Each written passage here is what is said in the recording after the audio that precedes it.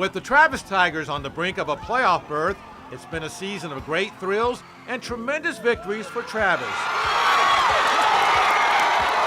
But for head coach Trey Sissom, it's been a season of overcoming adversity. Last January, Sissom was diagnosed with multiple myeloma, an incurable cancer of the bone marrow. The Travis community ever so quickly rallied behind their beloved head coach. Pray for Trey became the rallying cry at Travis. Oh, it's been unbelievable. I mean, from day one, from my principal, Julie Diaz, and then all of our coaches, and then our kids. The outpouring of support has been amazing. I mean, it's something that it's really humbling. The support that I got at Travis and the families that are here has been unbelievable. It really has. It's just a blow up the shoulders. Oh, it definitely motivated us. And through the off season when we were in summer conditioning, we just knew that we had a reason for what we were doing. We made sure to work hard and for him, and we always prayed for him. Coach Sissom, he's our reason for why we work so hard and why we go out and try and get wins every week. Shortly after his diagnosis, Coach Sissom began a regimen of chemotherapy. He was able to return to the team just in time for spring football in late April. God's timing and everything is I got through with my chemo in the spring and I started spring ball the next week, so it worked out good.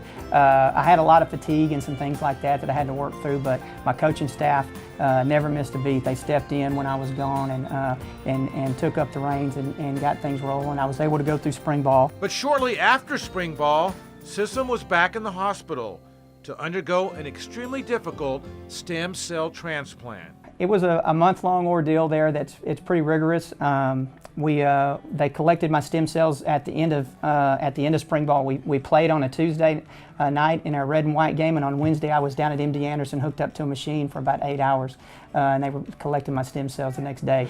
But it really took a lot out of me. Lost a lot of weight and lost a lot of strength. In August, Sissom garnered the strength to be back on the sidelines, coaching the team to victory in its season opener against Hightower. Victories that these days are measured in more ways than wins and losses.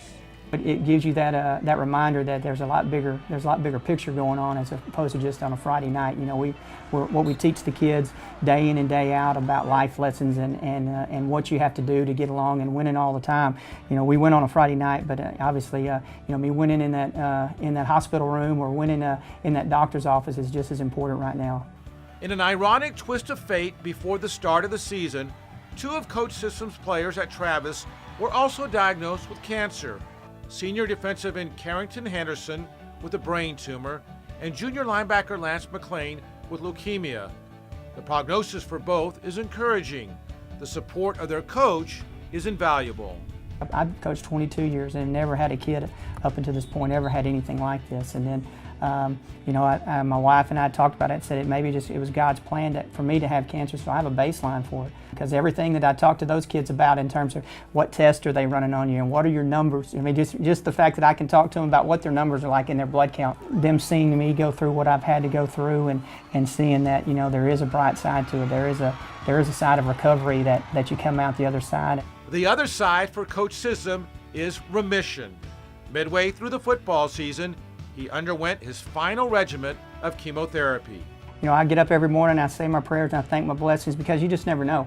Obviously, in January when I got the diagnosis, you don't know how your body's going to react. You don't know if you're going to be one of the ones that doesn't react to the treatment, or if you're going to be one, like in my case, that's in full remission now. And it's one of those situations where you're just thankful to be able to come to work and see the kids and be able to do what you do.